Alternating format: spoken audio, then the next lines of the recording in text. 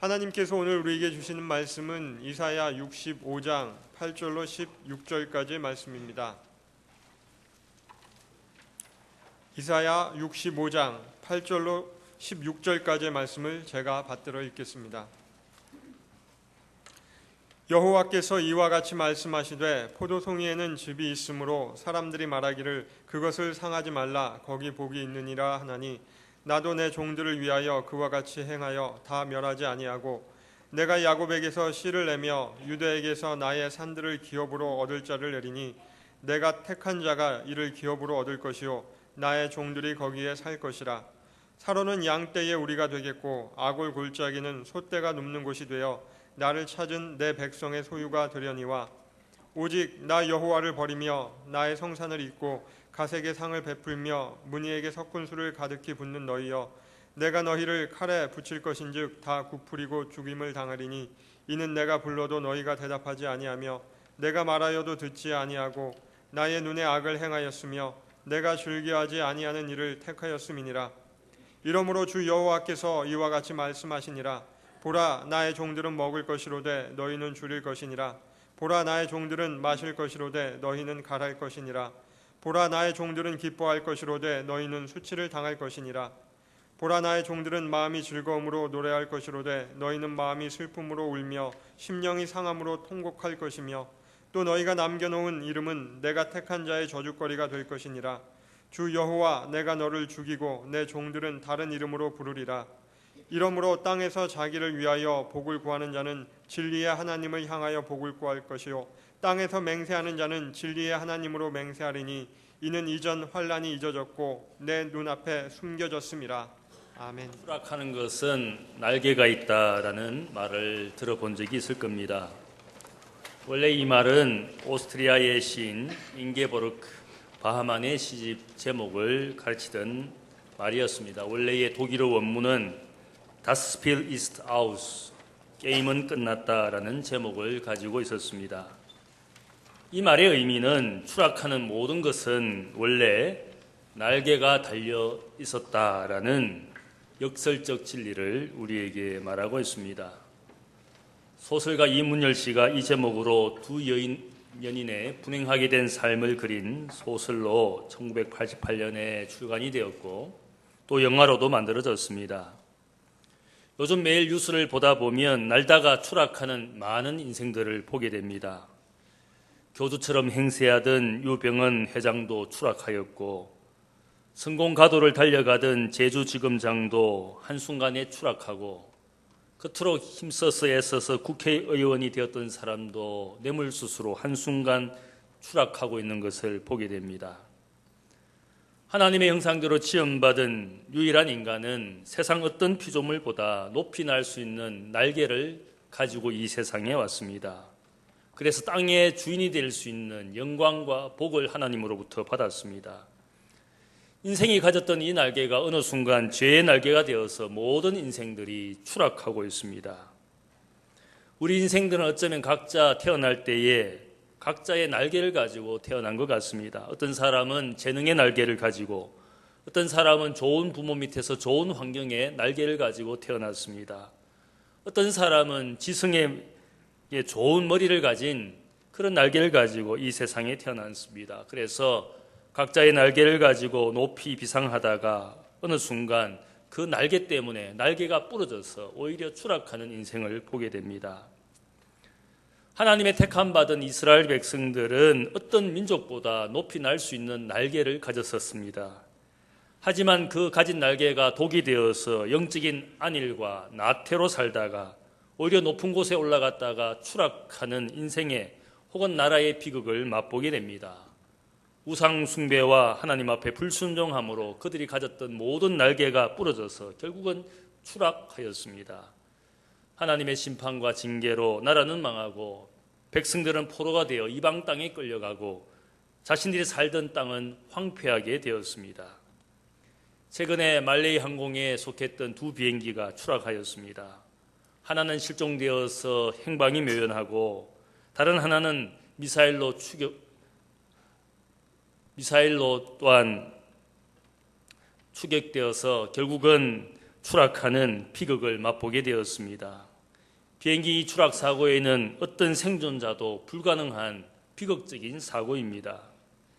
마찬가지로 죄로 추락하는 인생이나 나라는 사실 희망이 없습니다.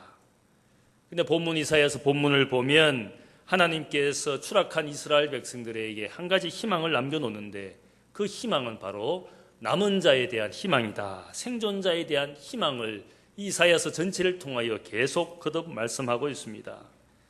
이사야서 10장을 보면 그날에 이스라엘의 남은 자와 야곱 족속의 피난한 자들이 다시는 자기를 친자를 의지하지 아니하고 이스라엘의 거룩하신 이 여호와를 진실하게 의지하리니 남은 자 곧 야곱의 남은 자가 능하신 하나님께로 돌아올 것이라. 다 멸망한 것 같지만 하나님께서 남겨놓으신 남은 자가 있다. 생존자가 있다. 오늘 말씀을 보면 야곱의 씨가 남겨져 있다. 하나님의 복과 기업을 차지하며 그 땅에 살게 될 사람들, 남은 자가 있게 될 것이다. 하나님께 의지하고 하나님께로 돌아오는 자, 남은 자가 있게 될 것이라고 말씀하고 있습니다. 이 남은 자는 하나님만을 의지하고 이제는 하나님 아닌 세상의 기쁨을 추구하지 않는 그런 남은 자라고 말하고 있습니다. 남은 자가 어떤 사람인지 또한 어떠한 삶을 살아야 되는지 본문을 통하여 같이 교훈을 나누기를 원합니다. 첫 번째는 남은 자는 기도하는 삶을 사는 사람들이라 할 수 있습니다. 65장 1절을 보면 나는 나를 구하지 아니하던 자에게 물음을 받았으며 나를 찾지 아니하던 자에게 찾아 내미 되었으며 내 이름을 부르지 아니하는 나라에 내가 여기 있노라 하였노라. 이 말씀은 이제 이방인들, 하나님을 찾지 아니하였던 그 이방인들에게 하나님께서 응답하시며 그들을 구원의 백성으로 삼으시겠다라는 말씀입니다. 이것은 대조적으로 이스라엘 백성들이 하나님을 찾지 아니하고 우상과 세상을 찾고 구하다가 결국 망하였다라는 것을 암시하고 있습니다. 하나님을 구하지도 부르지도 찾지 아니하던 이 이스라엘 백성의 삶의 모습은 어쩌면 기도하지 않는, 하나님을 잊어버린 기도하지 않는 백성의 모습이라 할 수 있습니다. 오늘 읽은 본문 앞에는 63장 15절부터 하나의 기도문이 나옵니다. 주여 하늘에서 굽어 살피시며, 이 말로 시작하는 기도문이 나옵니다. 고난과 불행 가운데서 부르짖는 우리의 기도, 이렇게 우리라는 주어를 써서 기도하는 기도문이 나옵니다. 저는 이 기도문을 남은 자의 기도라 이렇게 부르고 싶습니다. 만국의 불행 가운데서 살아남은 자들이 하나님께 부르짖는 기도라 할 수 있습니다. 남은 자들이 하나님 앞에 기도하는 모습을 우리에게 보여주고 있습니다. 예수님께서 마지막 날 밤을 제자들과 함께 보내면서 세 가지를 하셨습니다. 그것은 먹고 마시는 만찬을 나누셨습니다. 두 번째는 제자들의 발을 씻기는 섬기는 종의 모습을 주인이었지만, 승생이었지만 제자들에게 보여주셨습니다. 마지막으로 세상에 남아있게 될 제자들을 위하여, 그들의 인생과 그들의 삶을 위하여 기도해 주시는 주님의 모습이 거기에 있습니다. 세상에 남아있게 될 제자들과 미래에 예수 그리스도를 믿게 될 교회의 생존과 그들의 승리를 위해서 기도해 주시는 주님의 기도가 거기에 나오고 있습니다. 이 말씀은 이제 세상에 남아있게 될 교회와 그리스도인들이 이 땅에서 살아가는 남은 자들의 삶의 모양의 핵심은 바로 기도하는 것이다. 기도해 주는 것이다. 바로 그 삶을 우리에게 가르쳐주고 있습니다.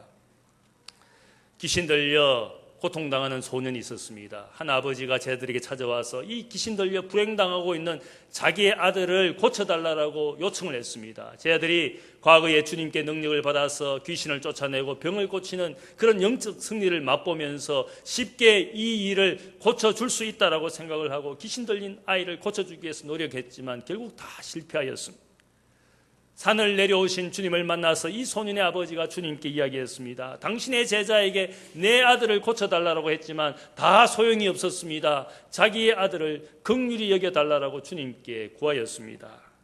주님께서 이 아버지에게 하는 말씀이 믿음이 없는 세대여, 내가 얼마나 너희와 함께 있으리요, 얼마나 너희에게 참으리요, 그를 내게로 데려오라. 소년을 데려오게 해주셔서 주님께서 그 소년을 고쳐주셨습니다. 제자들이 의문을 가졌습니다. 과거에는 영적 승리를 맛보았습니다. 그들이 병을 고치고 귀신을 쫓아내는 영적 승리자로 살았는데 왜 이 소년은 우리가 고칠 수 없습니까? 주님께 물었습니다. 그때 주님께서 제자들에게 하신 말씀이 있습니다. 기도 외에는 다른 어떤 것으로도 가능하지 않다. 이 말씀은 어쩌면 우리의 인생의 성공보다는 실패가 많이 있을지 모르겠어. 우리가 신앙으로 살면서 모든 일들이 잘 될 줄로 알았는데 수많은 실패하는 일들, 되지 않는 수많은 일들이 우리 가운데 존재하고 있습니다. 온전한 믿음이 없는 세대에 대하여 주님께서 탄식해 주었어. 인자가 올 때의 세상에 믿음을 보겠느냐? 어쩌면 온전한 믿음과 신뢰가 없는 많은 그리스도인들의 삶을 주님께서 아셨습니다. 그들을 향하여 주님께서 하신 말씀이 무엇입니까? 불가능한 상황, 되지 않는 수많은 어려움 가운데서 우리가 해야 될 것들이 늘 승리한다라고 생각하지 말고 끊임없이 우리는 믿음과 신뢰의 기도를 하는 인생이 되라고. 실패하지만 가능하지 않는 바꿀 수 없는 상황 속에서도 오늘 세상에 남아있는 자의 삶의 핵심은 여전히 우리가 하나님을 믿고 신뢰하는 기도를 드릴 수 있는 그것이 신앙이라는 것을 우리에게 가르쳐주고 있습니다. 왜 우리가 기도하지 않습니까? 하나님에 대한 믿음이 없기 때문에. 하나님께서 세상을 주관하시고 섭리하신다라는 하나님에 대한 신뢰가 없기 때문에 어느 순간 우리의 삶에 기도가 없어지지 않았습니까? 오늘 이사야가 하는 이 우리의 기도, 남은 자의 기도, 우리의 기도 속에 몇 가지 내용이 있습니다. 첫 번째는 여기에 기도의 내용은 하나님을 우리의 아버지로 고백하고 있습니다. 인간의 삶에 무관심하면서 변덕스러운 그런 신이 아니라 자녀를 끊임없이 사랑하고 긍휼히 여기시는, 그래서 그 자녀를 위해서라면 무엇이라도 주시는 그 하나님을 우리의 아버지라고 부르며 기도하라고 말하고 있습니다. 우리의 영혼의 아버지가 되신 그 하나님께 결코 포기하지 않는 기도, 하나님을 우리의 아버지, 인격적인 하나님, 우리의 인생을 불쌍히 여기시는 그 하나님을 늘 아버지라고 부를 수 있는 기도를 하라는 것입니다. 두 번째는 우리의 죄를 겸손히 고백하는 기도입니다. 망한 사람들만 죄인이 아니라 오늘 살아남은 우리들도 하나님 앞에 함께 부정한 자이고 함께 죄 가운데 죽어가는 부정한 죄인이라고, 우리의 죄를 용서해 달라고 하나님께 기도하라고 말하고 있습니다.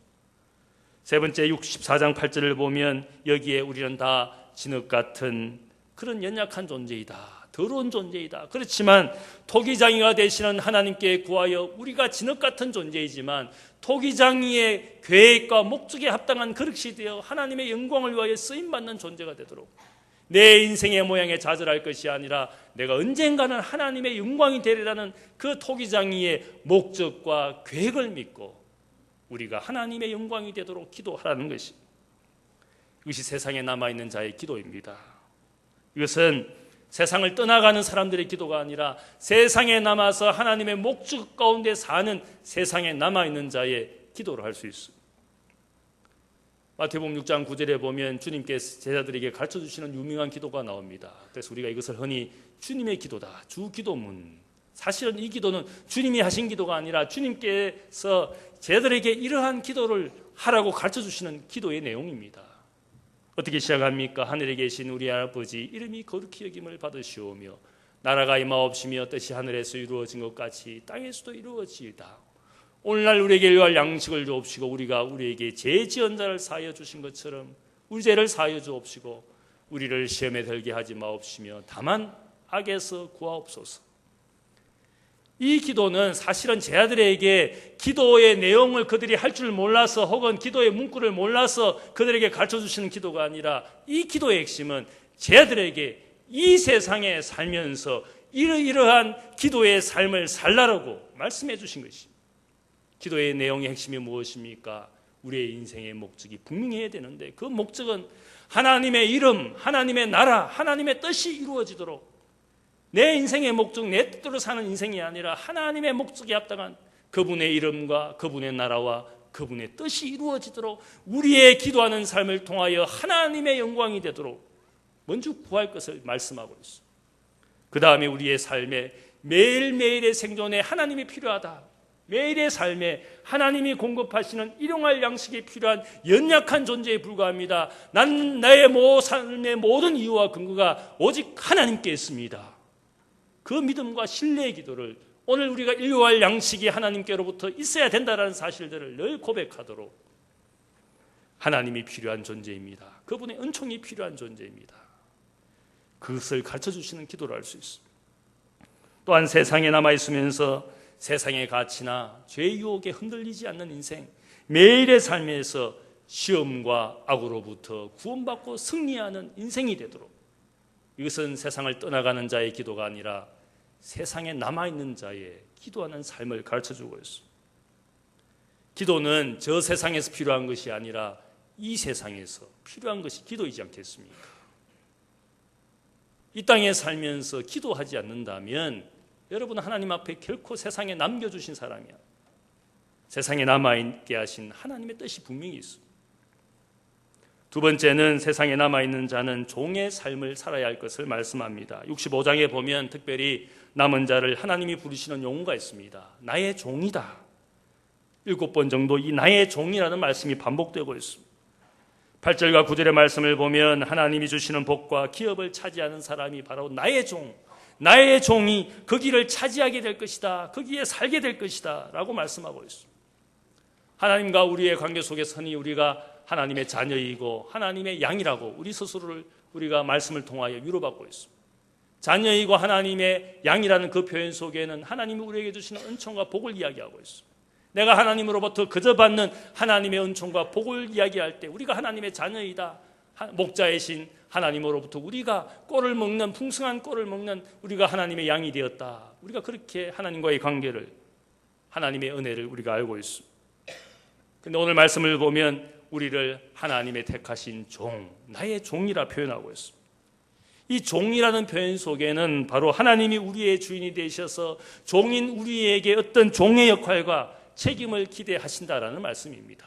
종으로서 살아있는 우리의 인생의 이 땅에 사는 날 동안 우리 모두가 하나님의 종이란 뜻이, 예수님께서 많은 비유를 베풀어 주시면서 하신 그 비유 가운데 종에 관한 비유가 많이 나옵니다. 그 종의 비유를 보면 주인이 밤늦게 자신의 집으로 돌아올 때 자신의 종이 바로 이 주인을 기다리면서 깨어서 기다리는 것을 주인이 원하지 않습니까? 주인이 탁으로 가면서 자신이 가진 것을 자신의 종들에게 나누어 줄 때 그 받은 주인으로부터 받은 그 주인의 그 달란트를 가지고 열심히 일하며 성실하게 일하는 것을 기대하지 않습니까? 그래서 주인에게 신실한 종, 맡기신 것에 착하고 충성된 종이 되기를 원하는 많은 종들의 비유가 있어. 우리가 하나님을 주인으로 모시고 주님을 주인으로 모시고 종으로서 이 땅에 사는 것이라는 사실들을 분명히 말씀하고 있습니다. 예수님께서 제자들에게 물었습니다. 너희는 나를 누구라 생각하느냐? 사람들이 이러이러하게 주님을 생각하지만 너희는 과연 나를 누구라고 생각하느냐? 이렇게 질문하였을 때 제자 베드로가 주님께 고백합니다. 주는 그리스도시요 살아계신 하나님의 아들이십니다. 이 베드로의 신앙 고백에는 세 가지가 있습니다. 예수님이 인생의 주이십니다. 주님이십니다. 당신이 그리스도입니다. 메시아입니다. 우리의 구세주입니다. 그리고 당신은 하나님의 아들 거룩한 분입니다. 신적 존재입니다. 이 세 가지 고백을 하였습니다.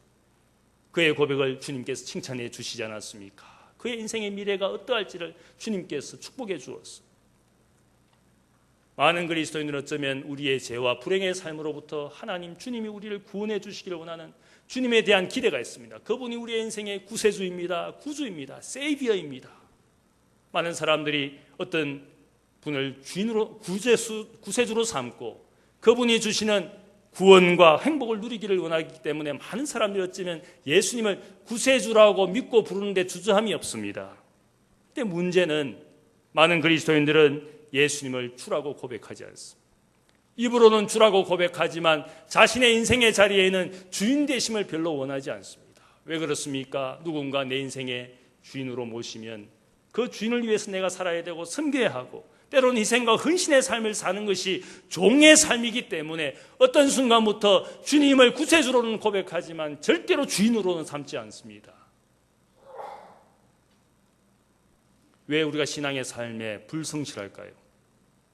예수님을 구세주로 믿고는 싶고 인정하기는 원하지만 그러나 내 삶의 어떤 모양의 주님 주인 되기를 원하지 않습니다. 나는 여전히 내 인생에 내가 주인 되기를 원합니다. 내 마음대로 살고 내 뜻대로 살고 내 시간, 내 물질, 내 마음대로 사용하고 싶은 마음이 있기 때문에 우리가 주인 되시는 주님을 우리가 절대로 인정하지 않는 이러한 기독교인들을 우리가 이기적인 기독교인이라고 말해야 되지 않겠습니까? 그래서 어떤 분이 말하기를 이기적인 그리스도인에게는 구세주는 있어도 주인은 없다.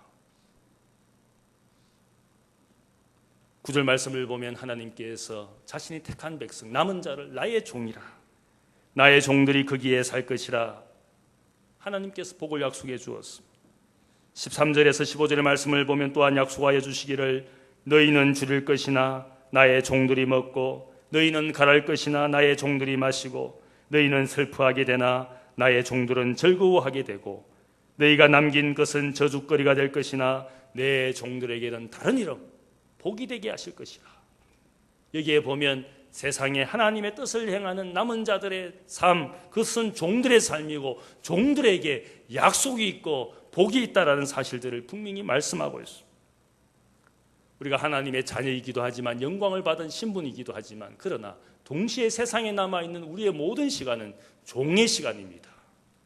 여러분에게 종의 역할과 책임을 기대하신 것이 우리 하나님이시라 할 수 있습니다. 왜냐하면 그분이 우리의 인생의 주인이시기 때문입니다. 내가 아무리 거부하고 부정하고 싶어도 예수님께서 인생의 주인으로 오셨음을 우리가 믿어야 됩니다. 그분이 주인이라면 우리는 종인 것이고 종은 주인을 위하여 사는 것이 마땅하지 않겠습니까? 세 번째로 남은 자는 진리의 하나님을 구하는 삶을 살아야 할 것을 말합니다. 16절 말씀을 보면 하나님 말씀하시기를 이러므로 땅에서 자기를 위하여 복을 구하는 자는 진리의 하나님을 향하여 복을 구할 것이요 땅에서 맹세하는 자는 진리의 하나님으로 맹세하리니 이는 이전 환란이 잊어졌고 내 눈앞에 숨겨졌음이라. 이 말씀을 보면 진리의 하나님의 이름으로 복을 구하고 진리의 하나님의 이름으로 맹세하라. 이 진리의 하나님 히브리 원문을 보면 God of Amen이라고 표현되어져 있습니다. 아멘이신 하나님으로 우리가 복을 구하면 인생이 복을 받는 것이고 아멘이신 하나님의 이름으로 맹세하면 우리가 맹세한 것을 이루어갈 수 있다라고 그렇게 말씀하고 있습니다. 인생이 원하는 바를 이루고 또 복된 인생이 되기 위해서는 아멘이신 진리이신 하나님을 찾고 구할 것을 말씀하고 있습니다. 하나님을 구하고 찾는 이에게 오늘 말씀을 보면 푸른 초장과 풍성한 꿀을 먹게 될 것이라고 말씀합니다. 반대로 하나님을 버리고 세상과 우상을 쫓거나 하나님보다 세상의 기쁨을 구하는 인생은 하나님의 심판의 칼이 그들을 기다릴 것이라고 말씀하고 있습니다. 우리가 미디어와 뉴스를 보게 되면 얼마나 세상과 사회가 거짓과 불법으로 가득 차 있는지를 보게 됩니다. 사도 바울은 종말의 때에 세상은 수많은 거짓과 불법이 가득할 것이고 많은 사람들이 진리를 떠나서 거짓을 추구하게 될 것이다.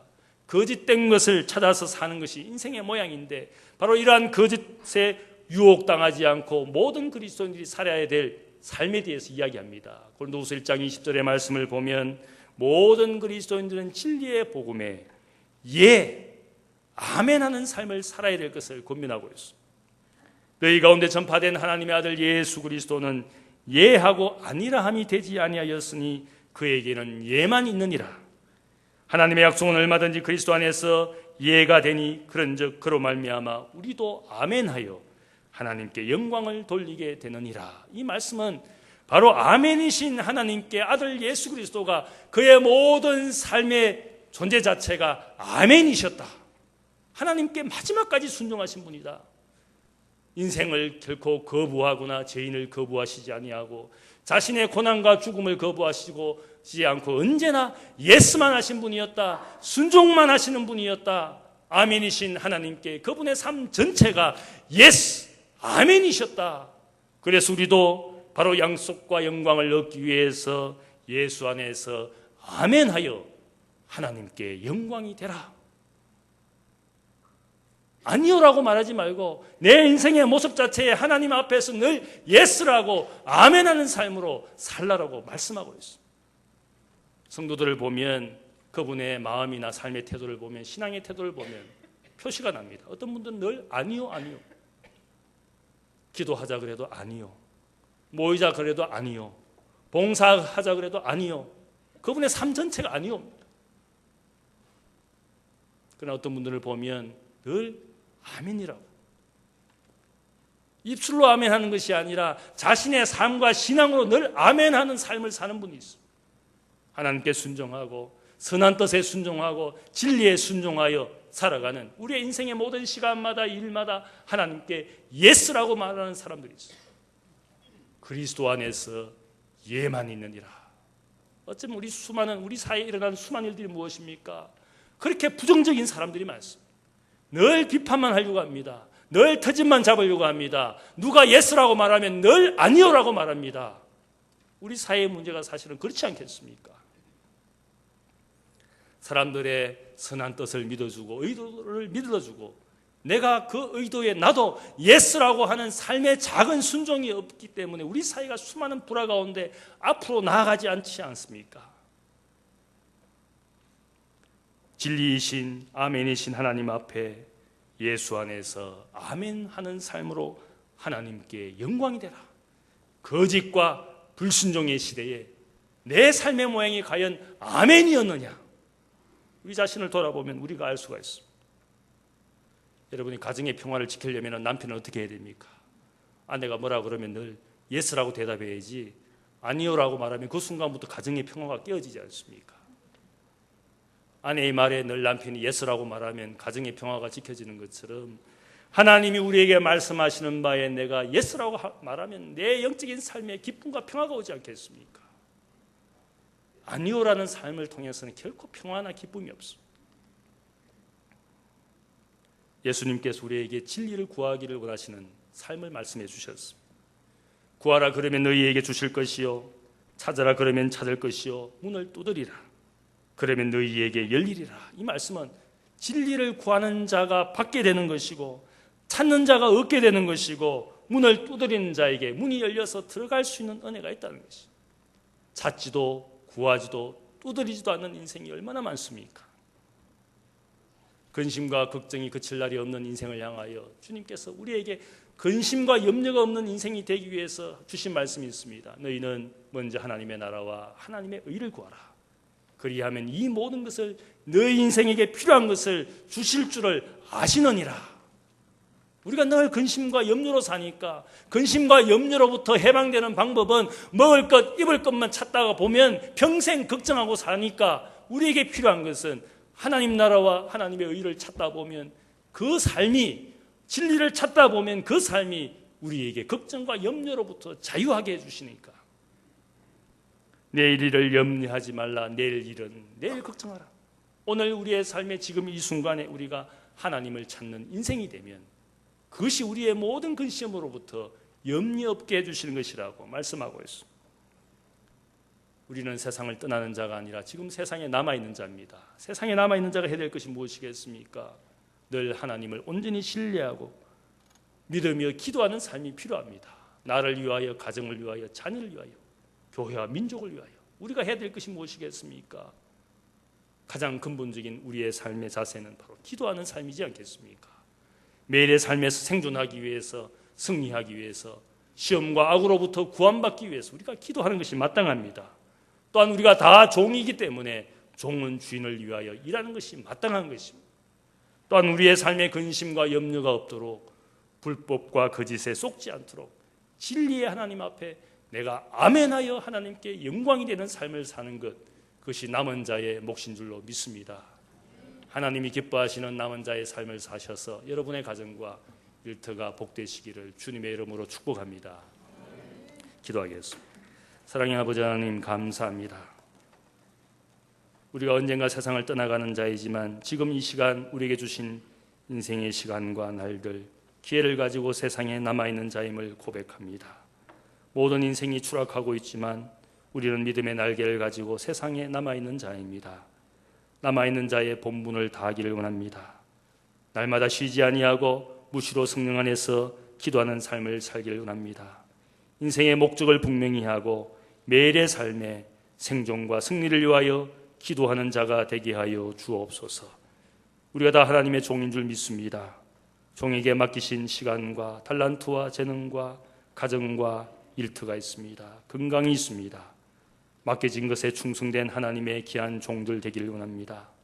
우리의 인생의 어느 순간부터 주님을 구세주로 믿고 인정하지만 주님을 우리의 인생의 주인의 자리에 모시지 아니하는 우리의 모든 이기심을 용서하여 주옵소서. 하나님의 부르심에 내가 아멘으로 화답하고 응답하여 하나님의 기쁨 되기를 원합니다. 하나님 우리에게 주신 복된 자리에 우리의 인생이 거기에 있기를 원합니다.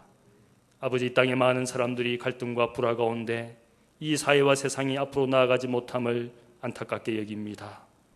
대통령과 지도자들의 선한 뜻을 우리가 믿고 또 권세를 잡은 자 하나님이 위임하여 주신 지도자임을 믿고 순복하는 마음이 있게 하여 주옵소서. 지도자들은 이기심과 불의와 탐욕으로 살지 않게 하시고 하나님을 두려워하며 백성을 사랑하는 좋은 지도자들이 세워지게 하여 주옵소서.